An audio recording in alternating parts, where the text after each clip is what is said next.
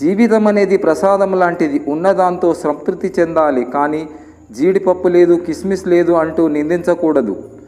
కొన్ని బంధాలు కొంతకాలమే ఉంటాయి. సాధ్యమైనంత వరకు ఎవరిని అతిగా ఇష్టపడకండి. ఎందుకంటే అనుకున్న వారు మనకు దూరంగా ఉంటే భరించలేము. అది ప్రేమైనా, స్నేహమైనా, బంధమైనా. ఒకరు నచ్చారని నీ బలహీనత విప్పి చెప్పకు. ఏదో ఒకరోజు నీతో తప్పక ఆడుకుంటారు మిత్రమా, జాగ్రత్త. డబ్బు, పరపతి, పేరు వీటన్నిటికంటే జీవితంలో ముఖ్యమైనది సంతృప్తి. లేకుంటే ఏమున్నా వ్యర్థమే. డబ్బు తీసుకునేటప్పుడు ఉండే మాట, మర్యాద, మంచితనం తిరిగి ఇచ్చేటప్పుడు ఉండదు. చుట్టూ నిశ్శబ్దంగా ఉంటే ప్రతి శబ్దం స్పష్టంగా వినపడుతుంది. మనసులో ప్రశాంతత ఉంటే ఆలోచన స్పష్టత వస్తుంది. మంచితనం ఎక్కువైతే మన వాళ్ళే మనకు శత్రువులు అవుతారు. ఇది నిజం. మీరు దేనిలో అయినా గెలిచినప్పుడు పొంగిపోవడం, ఓడినప్పుడు కుంగిపోవడం వంటివి చేయరాదు. ఎందుకంటే విజయం అనేది అంతం కాదు, ఓటమి అనేది చివరి మెట్టు కాదు. ఎదుట మనిషి సంస్కారాన్ని అలుసుగా తీసుకునే అహంకారం ఎప్పటికీ గెలుపు సాధించలేదు. వెతుక్కుంటూ వెళ్ళకు, అవమానపడతావు. ఎదురుచూస్తూ ఉండకు, మోసపోతావు. నిన్ను మాత్రమే నువ్వు నమ్ముకో. ఇది నటన ప్రపంచం మిత్రమా. ఆడది సంతోషంగా బ్రతకడానికి ఆస్తులు, అంతస్తులు అవసరం లేదు.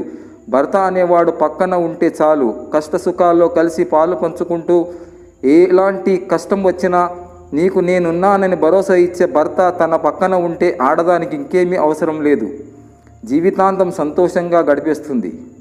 భార్య అరవటం మొదలుపెట్టిన వెంటనే కిటికీలు, తలుపులు మూసేవాడు మనిషి. వాటిని మూయటంతో పాటు టీవీ వాల్యూమ్ పెంచేవాడు పెద్ద మనిషి. చొక్కా వేసుకొని బయటకు వెళ్ళిపోయేవాడు జ్ఞాని. తిట్లు, అరుపులు వినిపిస్తున్నా పట్టించుకోకుండా తన పని చూసుకునేవాడు మహనీయుడు. జీవితంలో విజయం సాధించాలంటే ఆత్మవిశ్వాసంతో పాటు విమర్శలను పక్కన పెట్టి శక్తి కూడా ఉండాలి. నాతో ఎవరు ఎలా ఉంటే వారితో నేను అలాగే ఉంటా. ఎదుటివారు నాకు ఇచ్చే విలువను బట్టి వారికి నేను విలువ ఇస్తా. అందరూ దాన్ని పొగరు అంటారు, నేను దాన్ని సెల్ఫ్ రెస్పెక్ట్ అంటాను. ఒక మెట్టు ఎక్కగానే మాటల్లో, చేతుల్లో, చూపుల్లో, ప్రవర్తనలు తేడా వచ్చేదంటే భగవంతుడు 10 మెట్లు కిందికి దింపేస్తాడు. జాగ్రత్త మిత్రమా. నిజాయితీ అనేది ఇతరులు గమనిస్తున్నప్పుడు మీరు కనబరిచే ప్రవర్తన కాదు, అది మీలో ఉండే విధానం. జీవితము ఎప్పుడు ఒకేలా ఉండదు. నవ్వేవాడికి ఏడ్చే రోజు వస్తుంది, ఏడ్చేవాడికి నవ్వే రోజు వస్తుంది. తప్పక వస్తుంది. కాస్త ఓపిక పట్టాలి అంతే మిత్రమా.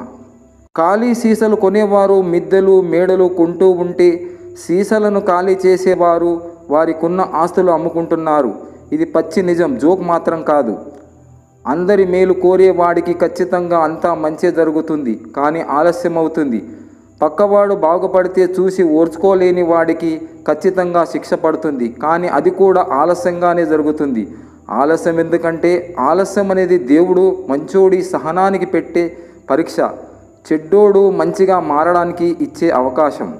ముందున్న కాలికి గర్వం లేదు, వెనుకున్న కాలికి అవమానం లేదు. ఎందుకంటే రెండింటికి తెలుసు, ఒక్క క్షణం చాలు స్థానంలో మారడానికి.